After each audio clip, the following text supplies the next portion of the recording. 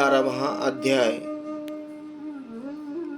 गोकुल से वृंदावन जाना तथा वत्सासुर और बकासुर का उद्धार। श्री सुखदेव जी कहते हैं, परीक्षित, वृक्षों के गिरने से जो भयंकर शब्द हुआ था उसे नंद बाबा आदि गोपों ने भी सुना। उनके मन में यह शंका हुई कि कहीं बिजली तो नहीं गिरी। सबके सब भयभीत होकर वृक्षों के पास आ गए। वहां पहुंचने पर उन लोगों ने देखा कि दोनों अर्जुन के वृक्ष गिरे हुए हैं। यद्यपि वृक्ष गिरने का कारण स्पष्ट था, वहीं उनके सामने ही रस्सी में बंधा हुआ बालक ऊखल खींच रहा था, परंतु वे समझ ना सके यह किसका काम है। ऐसी आश्चर्यजनक दुर्घटना कैसे हो गई, यह सोचकर वे कातर हो गए। उनकी बुद्धि भ्रमित हो गई। वहां कुछ बालक खेल रहे थे।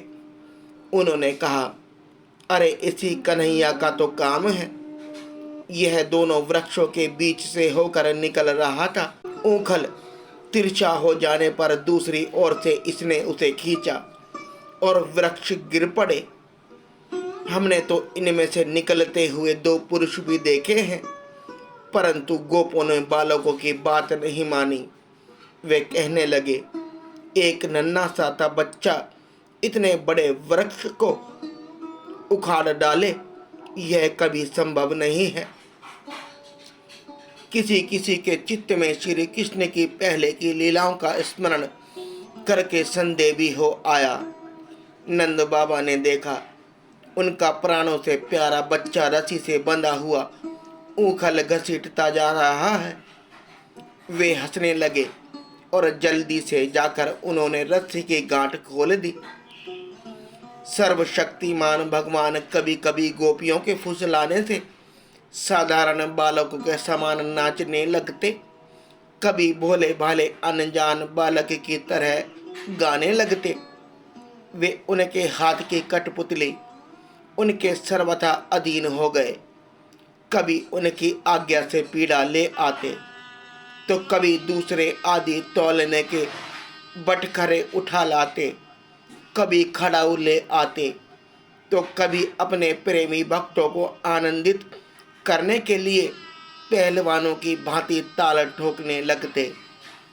इस प्रकार सर्वशक्तिमान भगवान अपनी बाल लीलाओं से व्रजवासियों को आनंदित करते हुए और संसार में जो लोग उनके रहस्य को जानने वाले हैं उनको यह दिखलाते हैं कि मैं अपने सेवकों के वश में हूँ। एक दिन कोई फल बेचने वाली आकर पुकार उठी, फल ले लो। यह सुनते ही समस्त कर्म और उपासनाओं के फल देने वाले भगवान अच्युत फल खरीदने के लिए अपनी छोटी सी अंजलि में अनाज लेकर दौड़ पड़े।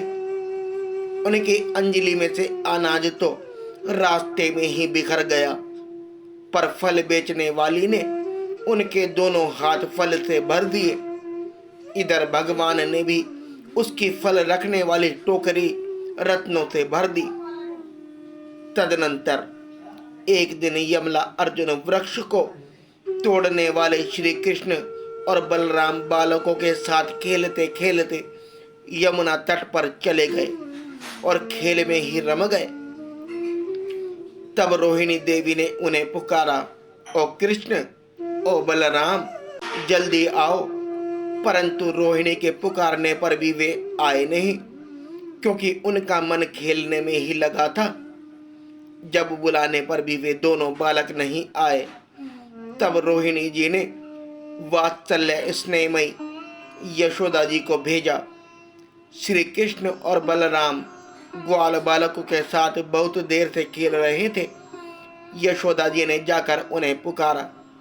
उस समय पुत्र के प्रति वात्सल्य स्नेह के कारण उनके स्तनों से दूध चूचुआ रहा था। वे जोर जोर से पुकारने लगी, मेरे प्यारे कन्हैया, ओ कृष्ण, कमल नयन। श्याम सुंदर, बेटा आओ, अपनी माँ का दूध पी लो। खेलते खेलते थक गए हो, अब बस करो। देखो तो सही, तुम भूख से दुबले हो रहे हो। मेरे प्यारे बेटा राम, तुम तो समूचे कुल को आनंद देने वाले हो। अपने छोटे भाइयों को लेकर जल्दी से आ जाओ। देखो, आज तुमने बहुत सवेरे कलह किया था, अब तो तुम्हें कुछ खाना चाहिए। बेटा बलराम व्रजराज भोजन करने के लिए बैठ गए हैं, परंतु अभी तक तुम्हारी बाट देख रहे हैं। आओ, अब हमें आनंदित करो। बालकों, अब तुम लोग भी अपने अपने घर जाओ। बेटा देखो तो सही, तुम्हारा एक एक अंग धूल से लथपथ हो रहा है। आओ, जल्दी से स्नान कर लो। आज तुम्हारा जन्म नक्षत्र है। पवित्र होकर ब्राह्मणों को गोदान करो। देखो देखो, तुम्हारे साथियों को उनकी माताओं ने नहला धुलाकर, मींज पहुंचकर कैसे सुंदर सुंदर गहने पहना दिए हैं। अब तुम भी नहा धोकर, खा पी कर, पहन ओढ़कर तब खेलना। परीक्षित, माता यशोदा का संपूर्ण मन प्राण प्रेम बंधन से बंधा हुआ था। वे चराचर जगत के शिरोमणि भगवान को अपना पुत्र समझती और इस प्रकार कहकर एक हाथ से बलराम तथा दूसरे हाथ से श्री कृष्ण को पकड़कर अपने घर ले आई। इसके बाद उन्होंने पुत्र के मंगल के लिए जो कुछ करना था वह बड़े प्रेम से किया। अब नंद बाबा आदि बड़े बूढ़े गोपों ने देखा कि महावन में तो बड़े बड़े उत्पात होने लगे हैं। तब वे लोग इकट्ठे होकर अब व्रजवासियों को क्या करना चाहिए इस विषय पर विचार करने लगे। उनमें से एक गोप का नाम था उपनंद। वे अवस्था में तो बड़े ही थे, ज्ञान में भी बड़े थे। उन्हें इस बात का पता था कि किस समय, किस स्थान पर, किस वस्तु से कैसा व्यवहार करना चाहिए। साथ ही वे यह भी चाहते थे कि राम और श्याम सुखी रहें, उन पर कोई विपत्ति ना आए। उन्होंने कहा, भाइयों, अब यहाँ ऐसे बड़े बड़े उत्पात होने लगे हैं जो बच्चों के लिए तो बहुत ही अनिष्टकारी है। इसलिए यदि हम लोग गोकुल और गोकुल वासियों का भला चाहते हैं तो हमें यहाँ से अपना डेरा डंडा उठाकर कूच कर देना चाहिए। देखो, यह सामने बैठा हुआ नंदराय का लाडला सबसे पहले तो बच्चों के लिए काल स्वरूपणी हत्यारी पूतना के चंगुल से किसी प्रकार छूटा। इसके बाद भगवान की दूसरी कृपा यह हुई कि इसके ऊपर उतना बड़ा छकड़ा गिरते गिरते बचा। बवंडर रूपधारी दैत्य ने तो इसे आकाश में ले जाकर बड़ी भारी विपत्ति, मृत्यु के मुख में ही डाल दिया था। परंतु वहां से जब यह चट्टान पर गिरा तब भी हमारे कुल के देवेश्वरों ने ही इस बालक की रक्षा की। यमला अर्जुन वृक्ष के गिरने के समय उनके बीच में आकर भी यह या कोई और बालक ना मरा। इससे भी यही समझना चाहिए कि भगवान ने हमारी रक्षा की। इसलिए जब तक कोई बहुत बड़ा अनिष्टकारी अनिष्ट हमें और हमारे व्रज को नष्ट ना कर दे, तब तक ही हम लोग अपने बच्चों को लेकर अनुचरों के साथ यहाँ से अन्यत्र चले चले। वृंदावन नाम का एक वन है, उसमें छोटे छोटे और भी बहुत से नए नए हरे भरे वन हैं। वहाँ बड़ा ही पवित्र पर्वत, घास और हरी भरी लता वनस्पतियाँ हैं। हमारे पशुओं के लिए तो वह बहुत ही हितकारी है। गोप, गोपी और गायों के लिए वह केवल सुविधा का ही नहीं, सेवन करने योग्य स्थान है।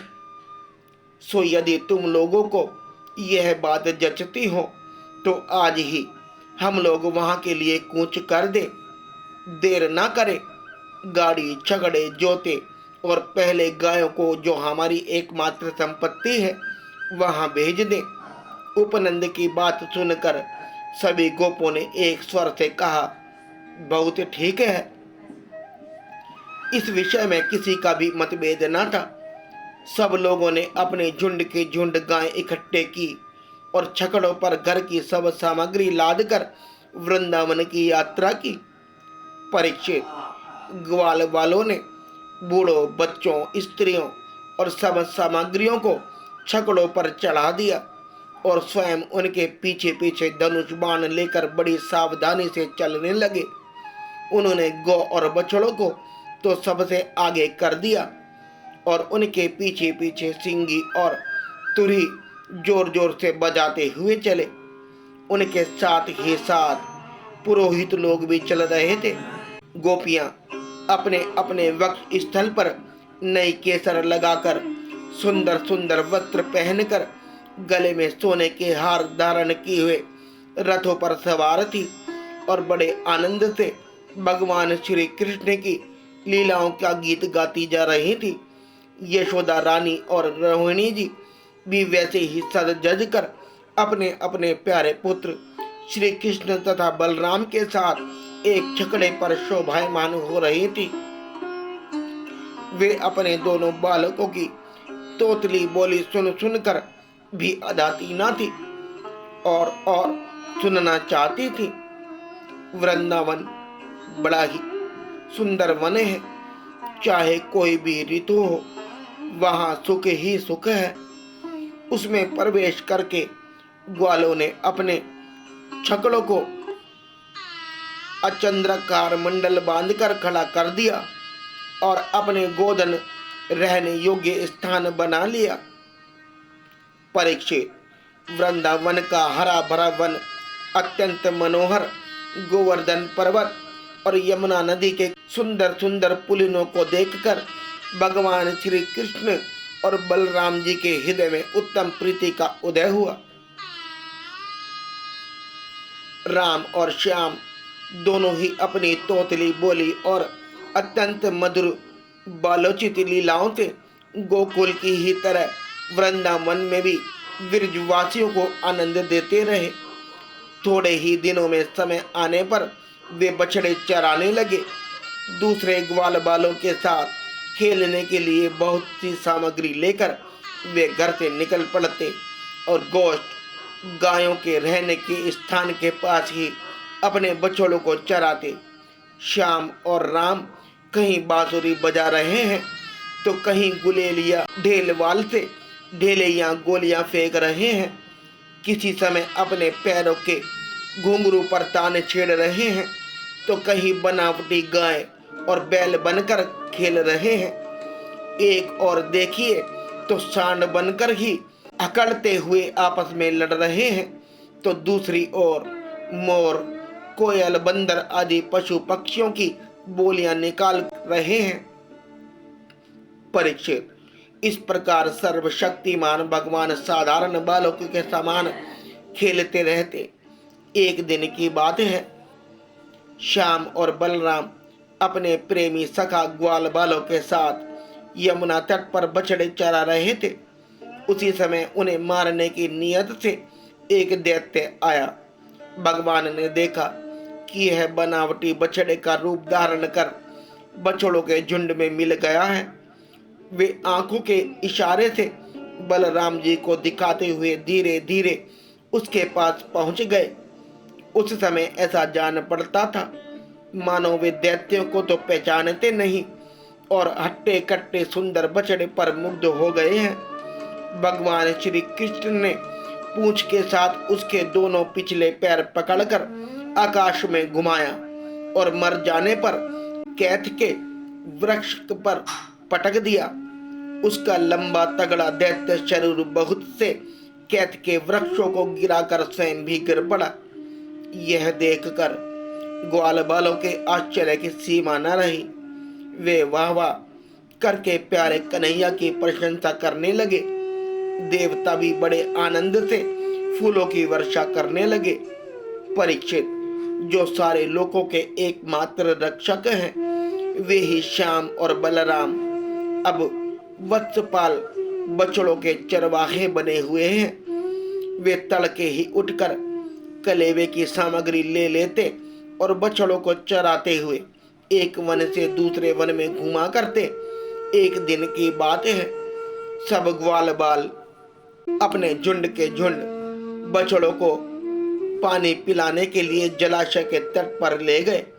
उन्होंने पहले बछड़ों को जल पिलाया और फिर स्वयं भी पिया। ग्वाल बालों ने देखा कि वहां एक बहुत बड़ा जीव बैठा हुआ है। वह ऐसा मालूम पड़ता था मानो इंद्र के वज्र से कटकर कोई पहाड़ का टुकड़ा गिरा हुआ है। ग्वाल बाल उसे देखकर डर गए। वह बक नाम का एक बड़ा भारी असुर था जो बगुले का रूप धर के वहां आया था। उसकी चोंच बड़ी तीखी थी और वह स्वयं बड़ा बलवान था। उसने झपट कर श्री कृष्ण को निगल लिया। जब बलराम आदि बालकों ने देखा कि वह बड़ा भारी बगुला श्री कृष्ण को निगल गया, तब उनकी वही गति हुई जो प्राण निकल जाने पर इंद्रियों की होती है। वे अचेत हो गए। परीक्षित, श्री कृष्ण लोक पितामह ब्रह्मा के भी पिता हैं। वे लीला से ही गोपाल बालक बने हुए हैं। जब वे बगुले के तालू के नीचे पहुंचे तब वे आग के समान उसका तालू जलाने लगे। अतः उस दैत्य ने श्री कृष्ण के शरीर पर बिना किसी प्रकार का घाव किए ही झटपट उन्हें उगल दिया और फिर बड़े क्रोध से अपनी कठोर चोंच से उन पर चोट करने के लिए टूट पड़ा। कंस का सखा बकासुर अभी भक्त वत्सल भगवान श्री कृष्ण पर झपट ही रहा था कि उन्होंने अपने दोनों हाथों से उसके दोनों ठोर पकड़ लिए और ग्वाल बालों को देखते देखते खेल ही खेल में उसे वैसे ही चीर डाला जैसे कोई वीरण गांडर जिसकी जड़ का खस होता है को चीर डाले। इससे देवताओं को बड़ा आनंद हुआ। सभी देवता भगवान श्री कृष्ण पर नंदन वंदन के बेला चमेली आदि के फूल बरसाने लगे तथा नगाड़े शंख आदि बजाकर एवं स्तोत्रों के द्वारा उनको प्रसन्न करने लगे। यह सब देखकर सबके सब ग्वाल बाल आश्चर्यचकित हो गए। जब बलराम आदि बालकों ने देखा कि श्री कृष्ण बगुलों के मुंह से निकलकर हमारे पास आ गए हैं, तब उन्हें ऐसा आनंद हुआ मानो प्राणों के संचार से इंद्रियां सचेत और आनंदित हो गई हों। सबने भगवान को अलग अलग गले लगाया। इसके बाद अपने अपने बछड़े हाँक कर सब व्रज में आए और वहां उन्होंने घर के लोगों से सारी घटना कह सुनाई। परीक्षित, बकासुर के वध की घटना सुनकर सब के सब गोपी गोप आश्चर्यचकित हो गए।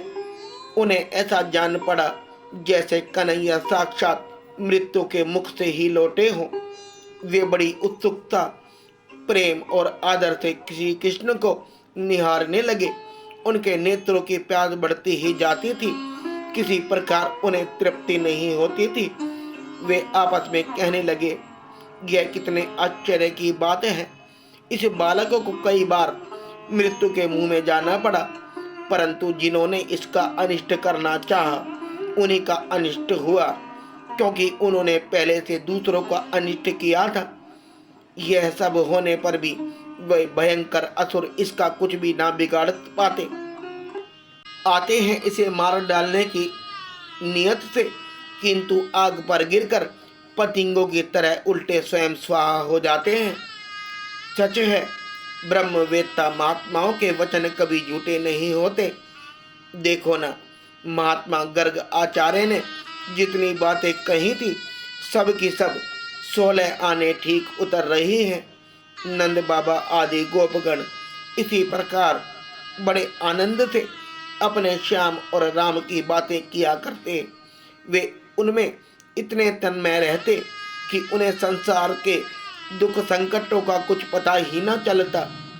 इसी प्रकार श्याम और बलराम ग्वाल बालों के साथ कभी आंख मिचौली खेलते, तो कभी पुल बांधते, कभी बंदरों की भांति उछलते कूदते, तो कभी और कोई विचित्र खेल करते। इस प्रकार बालोचित खेलों से उन दोनों ने व्रज में अपनी बाल अवस्था व्यतीत की।